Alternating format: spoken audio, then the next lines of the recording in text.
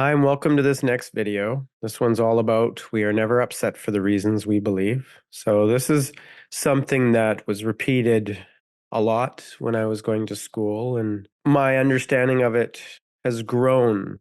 As my perspectives change, I start to understand it at a deeper and deeper level. So, I'm going to do my best here to explain what it means to you, and you're going to have your own experience. I understand that, and that's perfect. At first, you might be thinking, well, that's insane. What do you mean I'm not upset for the reasons I believe?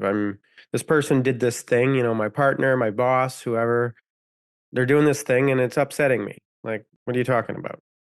And that's fair enough. That's the way we understand our experiences. That's the way I, for almost my entire life, understood my own experiences. It's like this thing happens and I'm upset about it. So what does it really mean? It means that we are upset. I'm not denying any of that, so don't hear that. And something's happened with someone else. So many of these things happen in our relationships. That's where most of our challenges happen, or in relationships with other people, or our relationship with ourselves, or something that we're trying to do or experiencing. So there's some kind of relationship. There's something either inside of us or outside of us, and we are upset. But what I mean by this is we're not upset for the reasons we believe, is that the upset, or the core of the upset, is actually much older and comes from a different place than what's actually happening right now. So the way this works is our internal model, and I'm going to talk more about that in other videos, but we have this internal model that has all these memories, right? They're all stored mostly in our subconscious. We might be conscious of some of our memories. But in that store of all these memories, we have emotions and thoughts. So, kind of what happened, maybe um, the video memory of it, what we saw, what we experienced visually, that sort of thing. Maybe what we heard, what we smelled. All of those experiences are kind of stored as thoughts. And then we have the emotion attached to that experience. Generally, our memories are stronger. That's the language we typically use for things that have strong emotional impacts on us. So things that were upsetting, joyful, whatever it is, those are the things we tend to remember the most. So what happens is that when we have a disagreement or an upset with someone in our life, every day, going on the train, going driving in traffic, dealing with our kids, dealing with our spouse, whatever it is, things happen and we get upset. But the reason that we feel often as strongly as we do, and often we're not even aware of how we're feeling. So that's part of the process of changing these things, is to actually become aware of what's happening. But let's say we're aware of it, but why are we feeling so strong? Our partner just forgot to, or didn't think to offer us coffee this morning. Or maybe somebody just, didn't let us go first in the line of traffic. Why does that upset us so much? It's not the actual experience we've just had. It's everything tied to that in the past. So why does this happen? So much of the time, the reason these things happen, that we experience these things, is actually a protection. It's part of our internal nervous system. Okay, so our bodies are letting us know we should pay attention to something. We should maybe be on guard. We should be kind of scanning what's happening in our situations, because there may be a threat or danger coming, right? The whole fight or flight thing. We're assessing this current situation, that there might be some danger, or there might be some reason for us to be upset. Maybe with the traffic example, we are feeling the other person was inconsiderate, or they don't care about us, or they're a jerk, or all of these things. But why do we feel that? We don't know that person, right? Maybe they didn't see us. Maybe they're kind of daydreaming, or there's a million reasons, but it happened. But why are we so upset about it? So this is a way that we defend or protect the parts of us that are unresolved inside of us. Okay, these are often our old hurts from childhood or some previous time in our life. And these protections are keeping us from feeling all the unfelt experiences that we had in those situations that at the time we weren't feeling safe enough, we weren't feeling capable enough in our nervous systems, right? It all happens in our bodies and our nervous systems to experience that thing. Maybe with the traffic example, this inconsiderate person, maybe there's part of us that judges ourselves for being inconsiderate. There were a few times that we weren't able to be considerate for someone else. We were selfish in our own minds. And we judge ourselves for that. We maybe feel ashamed that we acted that way in those situations. Maybe when we were younger, a parent or someone we looked up to told us that we were selfish, that we were a jerk, that we were inconsiderate, and made us feel really bad. Right? And because we believed those people, we took their word for our experience. We're always trying to make sense of our own experience. And that was the most information, or maybe the thing that we found most useful in understanding our experience. We took that on as truth. So there's this part of us that really believes that we're inconsiderate. But it's painful to actually feel that way, right? With shame, we want to avoid. If we feel shameful about things, we generally want to avoid the feelings connected to that. So these psychological defenses, this is another way to talk about these parts of us that are protecting the scared parts underneath, right? The vulnerable parts that we don't want to accept, right? And there's often layers and layers of these parts that are scared, don't feel heard or never felt safe, feel misunderstood. So we experience these psychological defenses in many, many ways. Often we either act within, so we criticize ourselves, we're hard on ourselves, we judge ourselves, the name calling, all those voices inside of our heads. That's one way they operate, right? Because if we're feeling bad about this other thing, we don't have to get to the core of what's really bothering us, the really upsetting parts. So we get stuck in this loop. Or we act out. That person in traffic that is being inconsiderate in our mind, they're a jerk. It's their fault that we're feeling this way. Even though all they're doing, actually, they're not even doing it, but the experience is reminding you of that part of you that is unresolved, that feels bad. Right? And this is normal. This is how our systems try to protect us. A lot of these circuits in our brains are very old and very survival. We didn't do some of these things in the past, we would die. We learned as a survival mechanism that we needed to stay part of the tribe. So we couldn't upset the tribe, certainly the elders, the leaders of the tribe, because we might have been removed from the tribe. We might have been banished. And that generally in the past meant death.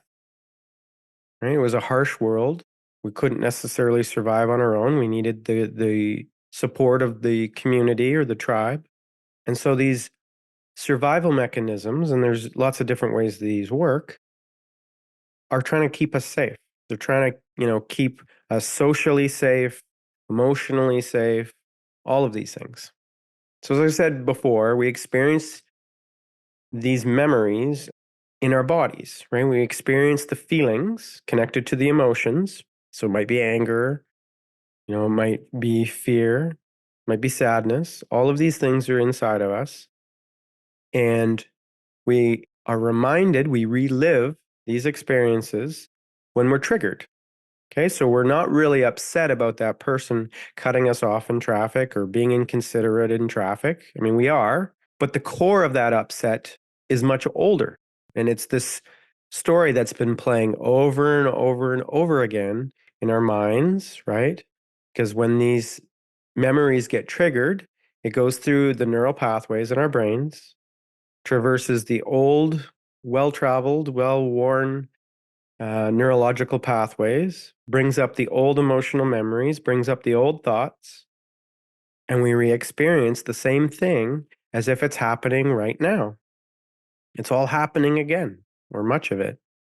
Another aspect of this is how our internal model, okay, and I'm going to do more explanation of that in another video.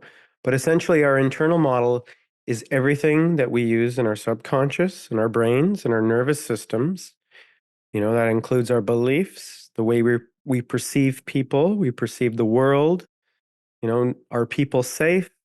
Are they considerate generally? Are they kind? Or, are they a threat? Are people trying out to get us? What's our general perception of our experience in the world?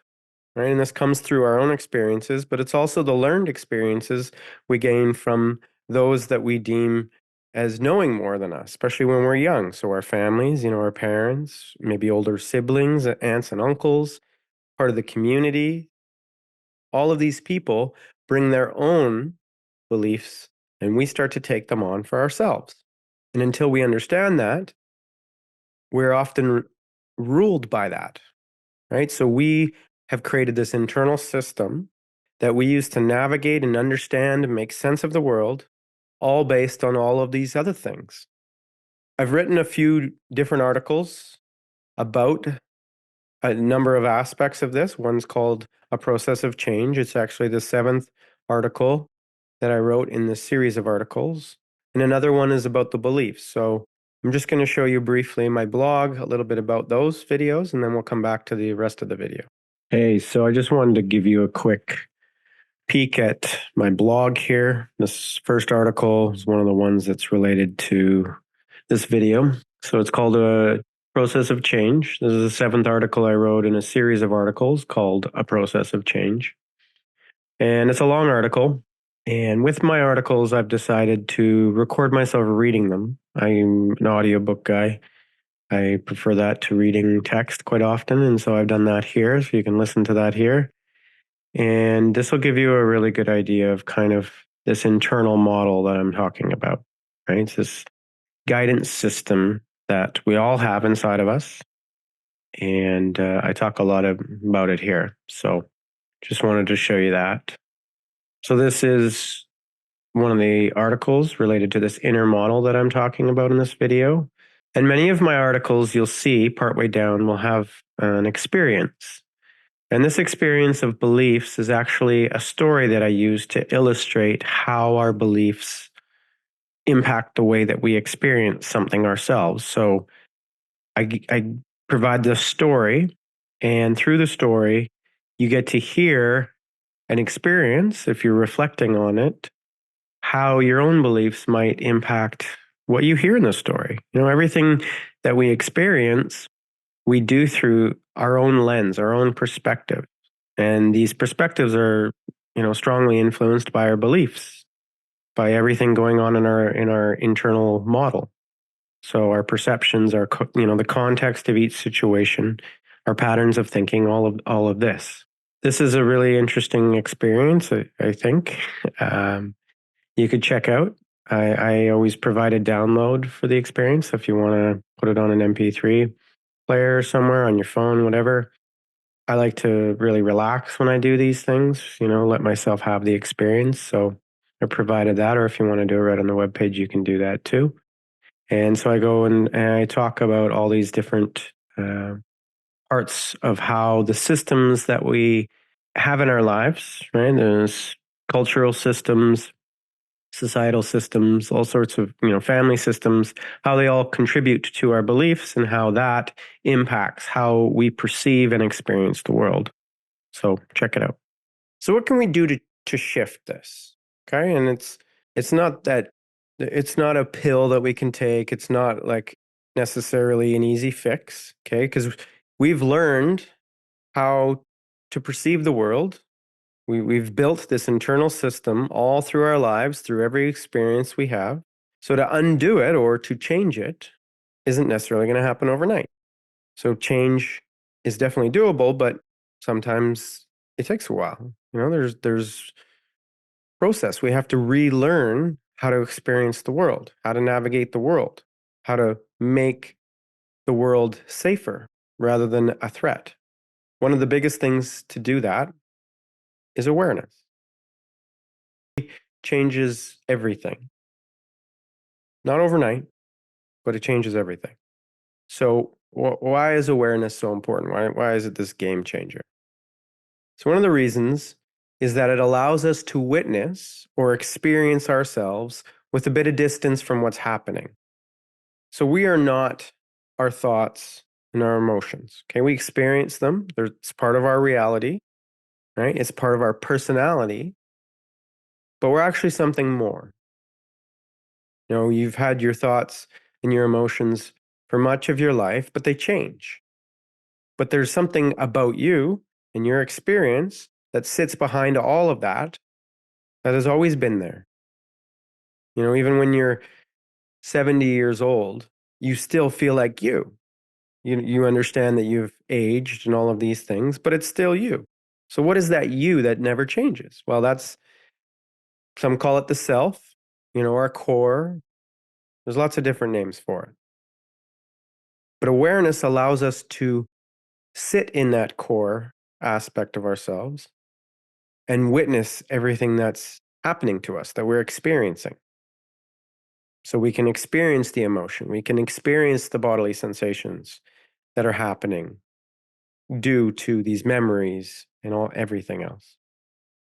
And that bit of space allows us to first experience and understand what's happening, can allow us to start to create a new relationship with it.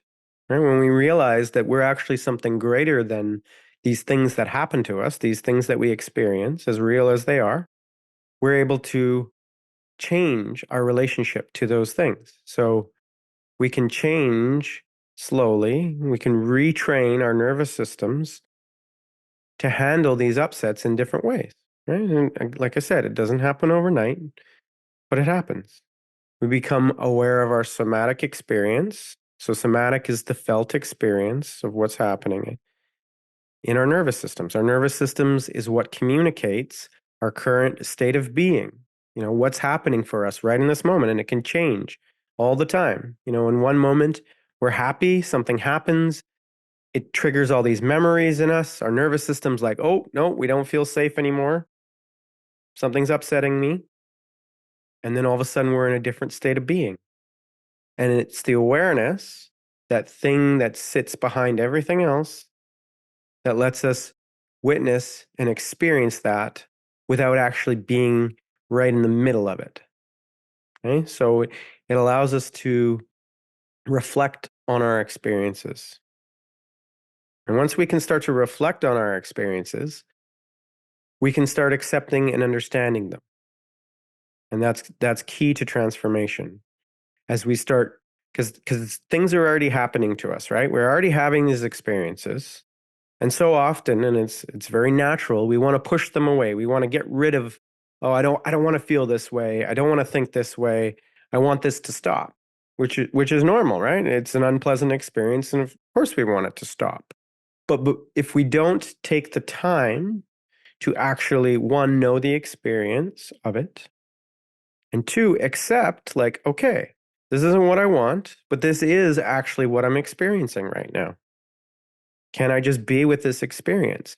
That actually changes the experience we have with these emotions, these feelings. Okay, so the awareness, the witnessing, allowing the energy of these memories, right? The emotional energy, and these emotional energies get stuck, so to speak. Because in the past, we didn't feel safe enough to allow them to complete. So it's like these energies are trapped inside of us. And so with safety, right? And we're often not able to do this by ourselves. That's where therapists and counselors and other professionals come in to help us. But as we allow these experiences inside of us to complete, right? We can go back with our imagination and it can be just like we were experiencing them in the past, but this time it's different. This time we aren't going to be completely overwhelmed. And this takes practice, but we can then change our dynamic with those memories. Doesn't change what happened in the past, of course, but we can change what we are taking from that experience in the past. So again, coming back to this inconsiderate person in traffic, we can make peace with the part of us that feels that we're inconsiderate, right? And then as we relax into that and we're not feeling the shame, right? Because shame often makes a loop. So we judge someone else, we realize subconsciously that, oh, hey, you know what? We're the same way in some ways, right? And this isn't always the way shame works, but it is one of the ways. Then we feel bad about ourselves, and then we don't want to feel bad about ourselves, so we blame them. But if we can make peace with, yeah, okay, I have been inconsiderate in the past, and that feels bad. I feel bad about that. But if we can make peace with that, then we aren't necessarily going to be going and looking outside in the world for those things. We're not, those things might happen to us. We might meet those people. It might happen, but there's nothing that's going to grab that part of us inside because that part of us inside isn't the same as it once was. So, in a sense, one of the key aspects of this transformation with our triggers and not making what's happening to us affect us in the same way is what I call personal responsibility. Okay, so that doesn't mean that we take on the responsibility of everything that happens and all the situations and every relationship and all those things. But what it does mean is that we start to take responsibility with practice, with support for our own experience, our own internal experience. Because as I've said, as we do that, and as we start to allow these experiences to complete inside of us, as we start to make sense of them, then they don't rule us in the same way. Those triggers, the things that get called up inside of us when upset happens, are no longer there. There's just nothing to grab. To, there's no memory that's accessed. Our system no longer uses that as the algorithm it uses to make sense and experience the world. I want to do a real quick recap of this video. So, we are never upset for the reasons we believe. So, what does this mean? That we aren't really upset with what has happened with our partners, friends, with people on the street, our colleagues, all of that. What we're actually doing is we're reliving past experiences. It seems like the same. It seems like that's what, that we are really mad with this person. And we are in a sense of reality. What's actually happening is our memories, both the emotion and the thoughts of the memories, are being relived inside of us. Right? This is all happening subconsciously, and we don't understand what's happening, or we don't understand that it's happening. So why does this happen? Well, these mechanisms are actually a protection, a way of defending the really vulnerable, scared parts inside of us. Right? The parts of us that never felt understood, safe to express. They might have been ridiculed. Ways that we experienced the adults in our lives dealing with themselves. Everything we see, especially as a child, is a model. It's like, oh, that's how you should be in the world. That's how to live. Okay. So we create these psychological defenses or protection to keep those really scared parts inside of us down because we're afraid that the emotion, the energy behind it might overwhelm us. And we experience all of these defenses, these memories through our bodies, through the bodily sensations. And we continuously create, update these internal models of how to make sense of the world. And that's done a lot through our beliefs, through past memories, right? The emotions and the thoughts. And we use all of that in figuring out how best to get through the world, how to navigate the world. So, how do we shift this?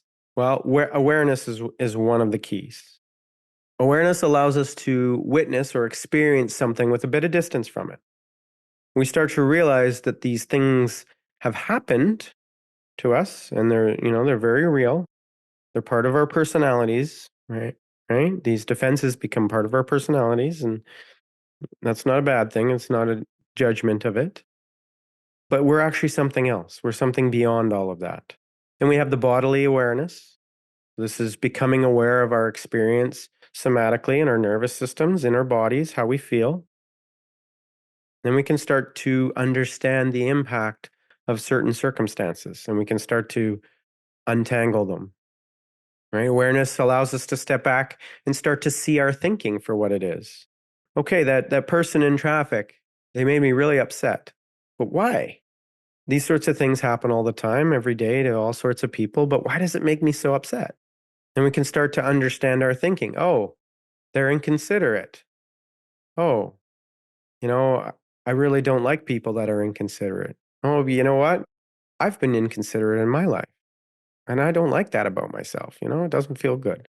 And the last piece to this awareness is using our personal responsibility, not to take on an entire situation, but to take responsibility for our experience of what happens when these things happen, when we're upset, because then we can start to untangle it. Until we actually take responsibility for something, one, we don't really know what's happening for ourselves in our experience. But if we don't know something, if we're not aware of it, we can't change it. If we're not even aware of the problem or the situation and what's actually occurring, how can we do anything about it to make it better? We can't.